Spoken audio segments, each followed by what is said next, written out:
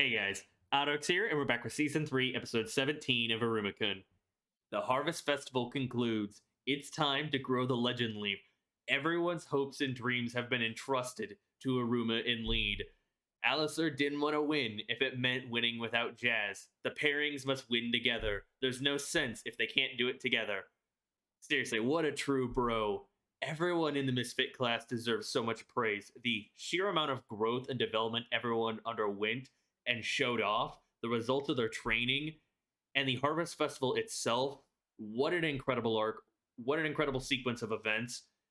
It was day in, day out, an absolute blast, and I don't know if I'm ready to see it end, but I'm very curious on what we'll get for the final couple episodes of Season 3, because we still have over a month worth of time to cover, so we gotta head over to Asmodeus' house and celebrate as promised, but we'll also have an awards ceremony, a rank up, no doubt. But what else will it entail? Are we going to have some epilogue episodes? Are we going to set up for the music festival? Because that's the next competition after the Harvest Festival, in which our class will be able to rank up. And if they don't, they get kicked out of Royal 1 after all. And are we going to get some one-on-one moments with the special tutors and their students, seeing them praise or denounce what they did? Will anyone else get the spotlight? Will Ocho pull anything else? Because this man's still seemingly a snake, and he's furthering his own agenda. And based on the opening of itself, when is Kirio going to pop up? When are we going to have some more Del Kira stuff? So many questions left to be answered, yet we've seen so much, and it's been such an incredible journey. I love this show. I could gush about it for days. But before I end up rambling and wasting too much time, check out my links down below. Make sure you leave a like, comment, subscribe, hit that bell, and be notified when I upload next. If you want the full version, head over to Patreon, and let's hop into it. On to day 4 we go, the final day. Time to grow the legend leaf. Still can't get over how wholesome it was getting all of the point announcements and seeing both the loyalty of Agaris's group and the Magical Beasts group for Karoli, how they each tackle their own situations, essentially wrapping up all of the various plot lines, showing the final standing points for everyone else before we focus solely on Lead and Iruma, and obviously the massive scheme, which was just straight up incredible. Such a good stunt. The way they built it up, the way they interspersed it, oh, it was so clever, towing the line, utilizing all those loopholes. I wonder if we're going to have any more wholesome moments in this episode. Maybe we host Lead and Iruma onto the shoulders of Sabnok. We maybe make a misfit tower like he did with the Doro Doro brothers, though. It'd be very entertaining. And I want Bachiko to praise Iruma, and Robin. I want all of the tutors to basically praise their students.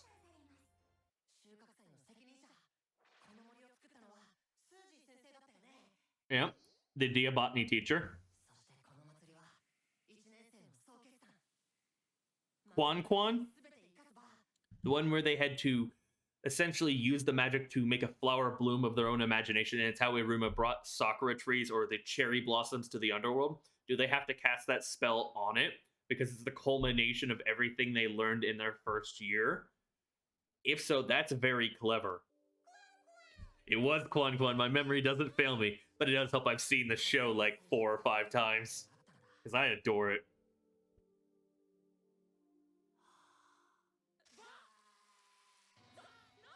Maybe that's all it really needed. Are you serious? It just needed water?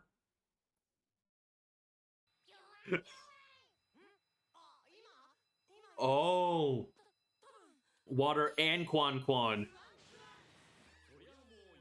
Yep, she kept stealing and stealing and stealing and amassing so much mana. Coming in clutch. Lend me your power. Returning the favor after being saved. I love the green visualization of the aura, if I could speak.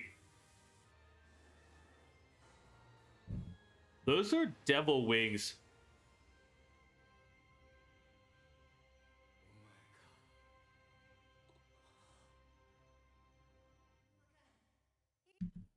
Wait a minute. So we finally made good on the shot from the opening. The one with Derkerla, the missing Demon King. Does the Legend Leaf contain part of his mana? Or was part of his essence trapped within the Harvest Festival, waiting for a young king to reach a similar level? The fact that it singled out Iruma too, and he has the gluttonous ring with Alicrad, which, if you spell that backwards, it's Tequila. Did he just grow stronger, or did he get acknowledged by the missing Demon King? I can't wait to see if that'll become relevant. What the fuck? Not exactly what I was expecting.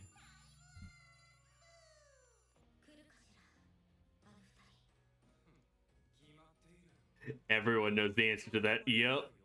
That faith, that trust. As Alistair put it, faith will move mountains. Oh, I love this. Oh, it's so wholesome. I love the Misfit class. Exactly.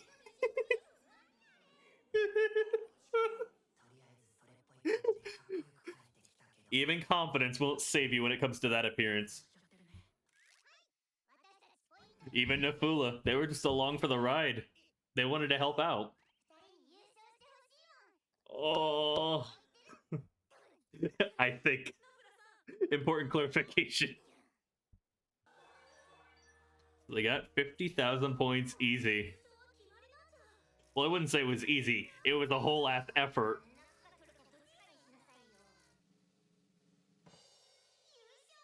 Oh. So he broke his curse of being number 2 with an upset. Alright, that image goes hard. More than it has any right to. Have you broken out of control from Ocho, though? And his manipulations? His suggestions, his brainwashing? You had it prepared for you instead. You didn't truly earn it. It wasn't fair and square. Grit them teeth and bear it. Oh? What do you gotta say, Jazz?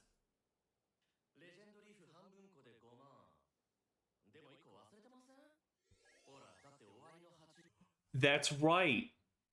The Legend Leaf itself is a plant. It comes from the seed of beginning. To grow it, you need the Vase of Ending, but it's not like the Vase of Ending is destroyed or ceases its value when you combine the two. So in reality, it's 120,000, so it'd be an extra 10,000 per person, which would put them 2,000 over Oribus. So they made a mistake in the calculations. Okay, that got me.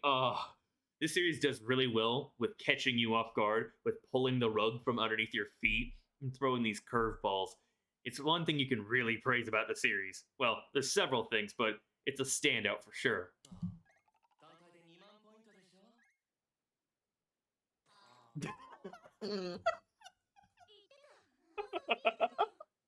It even caught her off guard.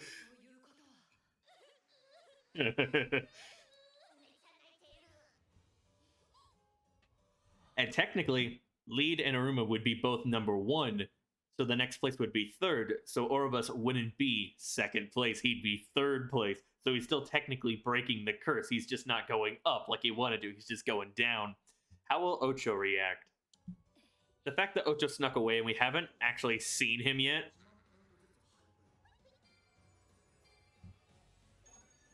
60,000 per. Oh.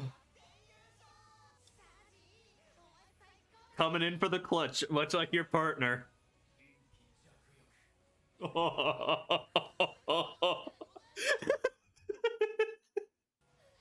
Oh, this makes me so damn happy. I'm right with you, Eiko.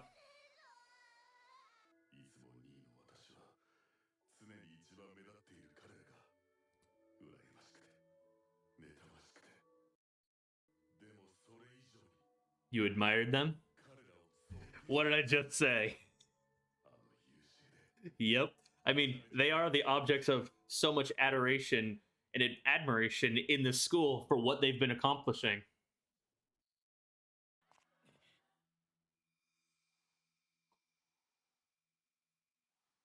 The triple take. You love it to see when it happens, whether it's audio or visual. Oh, this music too. It's really tugging them heartstrings.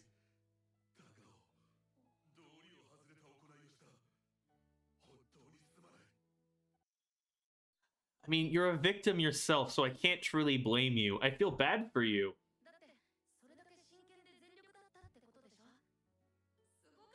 Yeah. Your, your schoolmates before anything else. Oh. Oh. This makes me really happy. And more people flock to him. All it takes is something like this.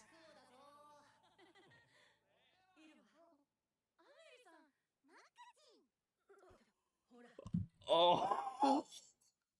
Seriously, what a wing woman. She's pushing her clothes, making her take action to congratulate them officially as the president, but also as a friend and someone who has a deep investment in Iruma. Oh, thank you so much. This is what I've been needing. The doctor ordered some armory. It's time to fill this prescription. Oh, the blush.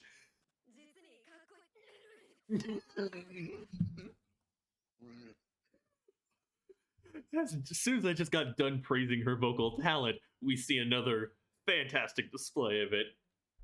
Best girl. Best girl for me in this show. She's a student council member?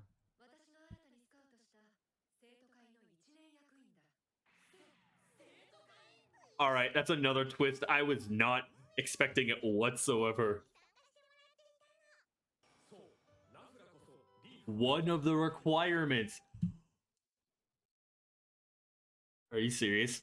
It's truly fitting that Iruma took the path that led to Toto, that they split the party as it was, because he was able to make friends with Nafula. He wouldn't be bothered by her stench for long. He wanted to make more friends, he got more friends, and it was one of the requirements for the leaf. This is a fantastic twist.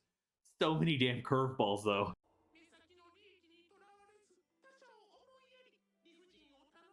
All qualities of Iruma. And even Lead himself. Least demonish demon of them all. Is the reward fireworks? Flower never foreseen in the demon world. Is it gonna be cherry blossoms? Because that's the same one they said in season 1 that doesn't exist. At least in the demon world. Well, the 2 young kings have been crowned. Not only that, talk about several curveballs thrown this episode. It really keeps you on its toes in ways you wouldn't expect. But either way, it felt so good to have this episode, to see the faith, the trust, the belief from everyone in the Misfit class, and the reactions over the Legend Leaf, learning about the conditions to acquire and then make it bloom. As Amari put it, it's truly an insurmountable task. It was almost straight up cruel. To see its true appearance, not exactly what I'd expect, but once again, curveballs. Out of left field. It was off-putting. But we gotta find out what the flower that doesn't exist in the netherworld, in the demon world, will look like. If I'm a betting man, it's Sakura, or at least cherry blossoms, much like how it was in season 1, because it exists in the human world, but not the demon world. Maybe it was Durkilla's way of bringing some of the human world over. Maybe it'd been to the human world himself. I wonder how this might also react with Sullivan. Will it be something he recognizes? Are we going to have any sweet moments with Sullivan, Opera, or anyone else, even Kalego? Maybe some words of advice, consolation, teasing, or even just some admonishment by the special tutors to their students. All of that stuff I can't wait to see. Only 6 episodes left, though. So even if we have 1 episode of downtime, of spending time with the tutors and the pairings, and basically reviewing and assessing how they could grow further, what they did wrong and what they could do right for next time, and what would be a good point of growth for them going forward, we have to go to Asmodeus' house and celebrate that after party. That still leaves us with maybe 4 more episodes. So are we going to set up for the music festival? Because that's been told to be the next event that allows for rank ups. And we still need to get several students up ranks. Otherwise, we're going to get kicked out of the Royal One. So very curious on what's going to happen. Are we going to have kind of a one-off episode and then go back to set up for that? Are we going to finally touch upon Kiryu? Because he's in the opening song and he hasn't shown up once this entire season. We even had Derkola, the scene that I had been waiting for so long, in the opening, make its appearance. It came out of the Legend Leaf. So I'm glad we finally felt vindicated on that. We finally resolved that plot point that I'd been so anticipating. Oh. But even just seeing Oribus, who was a victim in this situation, apologize and gain comrades, gain friends, gain the interest of others, essentially wipe away the fear around him. He broke his curse of being number 2. He ended up being number 3, as I said, as it was shown.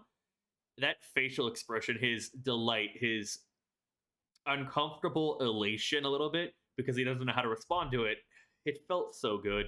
Seeing him apologize, he was a victim, so I can't really hate him for his actions. I can't even dislike him for it because he wanted to fight fair and square, but Ocho had other plans. He was manipulated. He was more than likely brainwashed and verbally suggested into taking this course of action. We don't know Ocho's end goal because he just vanished. He went off into the woods. He didn't even show up for the award ceremony itself. He dipped. So is he working for Kiryu? Or is there something else going on? Because that man is a snake. I don't trust him for one bit. And with how they harken back to basically all of the other characters of the Harvest Festival, yet showed him leaving into the forest and never coming back up, that's obviously going to be significant. Because one of the best things about this show is they don't forget characters. They don't forget moments they show. Everything has relevance to an extent. I'm very worried about what will happen, though. I don't know exactly what he might be planning, but he was targeting the Misfit class. Only time will tell, though, and I do hope we get a Season 4 announcement almost immediately by the end of Season 3, or even during the last 4 episodes or last 6 episodes. It would make my day. It would make me so damn happy. Seeing the elation and seeing Amari also come up like, do you have anything for me? The revelations about Nafula. It was all so good. It was pretty much what I was expecting to a degree, but above and beyond. It hit all the right notes, and that's one of my favorite aspects of this show is it keeps me so entertained. I'll probably sound like a broken record. I'll welcome that criticism, but I've seen this show at least 4 or 5 times. I've rewatched Season 1 a lot. I've rewatched Season 2 a lot. I've gotten friends and family into it. It holds a special place in my heart. It really does. Plus, you know, it helps that the music's pretty damn good. The art and animation, the vocal talent. Oh, best girl. Amari, voiced by Sayori Hayami, sorry. Either way, let me know your guys' thoughts on my reaction, my commentary, the episode itself. What did you think? If you want the full version, head over to my Patreon. Make sure you like, subscribe, hit that bell to be notified when I upload next. Check out my links. This has been AlduicS. Thank you all so much for watching. Peace.